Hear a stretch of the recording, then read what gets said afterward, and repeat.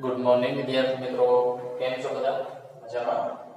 ધોરણ 7 ની અંદર ગણિત 10મું ચેપ્ટર પ્રાયોગિક ભૌમિતિ 10.2 આપણે ગઈકાલે પૂર્ણ કર્યું હતું.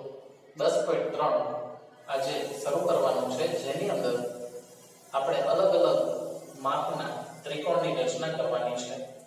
કાટકોણ, ગુરુકોણ અને લઘુકોણ. કાટકોણ ત્રિકોણ કઈ રીતે દોરાય, લઘુકોણ કઈ રીતે દોરાય અને ગુરુકોણ કઈ રીતે, ચાપની મદદથી એની રચના આપણે કરવાની છે. તો પહેલો દાખલો છે DE બરાબર અને DF બરાબર. DE બરાબર 5 સેન્ટીમીટર અને DF બરાબર 3 સેન્ટીમીટર અને ખૂણો EDF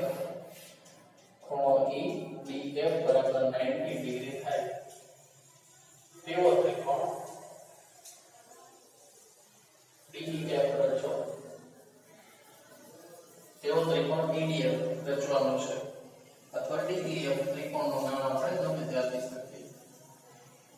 ચાલો, તો આની માટે રચનાના મુદ્દા તો બહુ નાના જ છે મિત્રો, પરંતુ આ રચના મુદ્દામાં પહેલો મુદ્દો, સૌથી પહેલા કિરણ DE રચો. 5 સેન્ટીમીટર લંબાઈનો રેખાખંડ DE દોરો.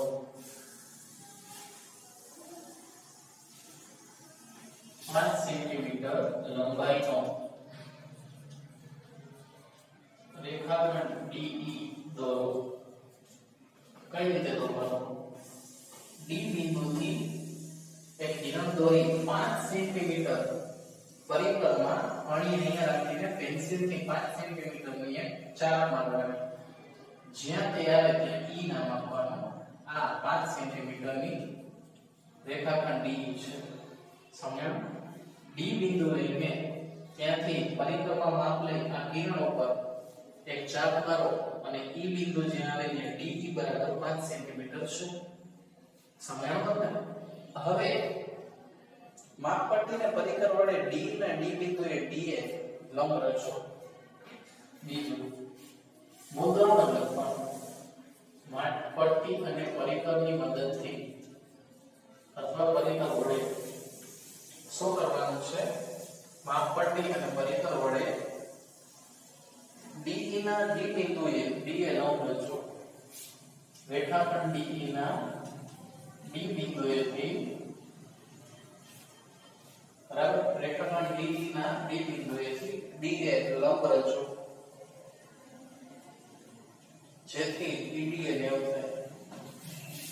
DA કિરણ લંબ રચો જેથી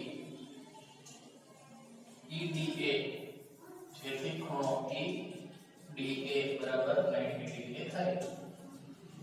મિત્રો મુદ્દો તો આપણે લખી નાખ્યો, કરવાનું શું? તો અહીંયા પરિકર રાખી અનુકૂળ માપની ત્રિજ્યા લઈ પહેલા અર્ધવર્તુળ દોરવાનું.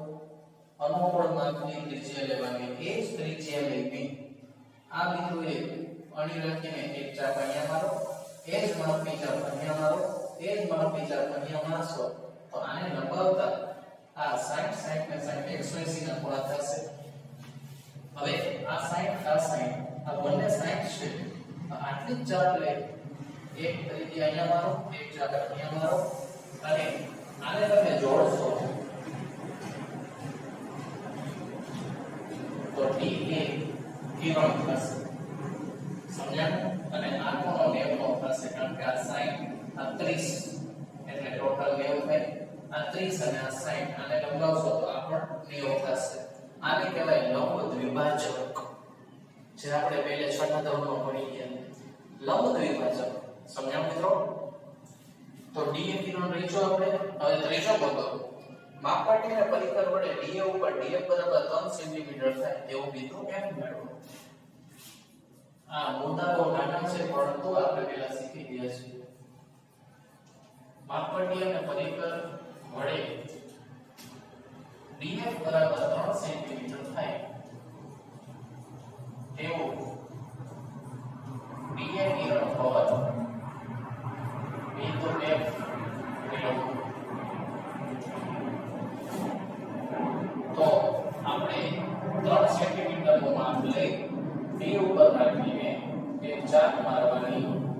ચાપ 3 સેન્ટીમીટર છે તો df બરાબર 3 સેન્ટીમીટર છે સમજાણું તમને અહીંયાથી માંડીને આ માપ df બરાબર 3 સેન્ટીમીટર છે સમજાણું તમને મિત્રો અને હવે fe દોરો f અને e ને આપણે જોડતો રેખાખંડ દોરવાનો છે fe દોરો અથવા રચો તો આમ ત્રિકોણ EDF બરાબર DF ભાગ્યા મુજબનો ત્રિકોણ છે આમ ત્રિકોણ DEF ભાગ્યા મુજબનો ત્રિકોણ છે ભાગ્યા મુજબનો એટલે કેવો મિત્રો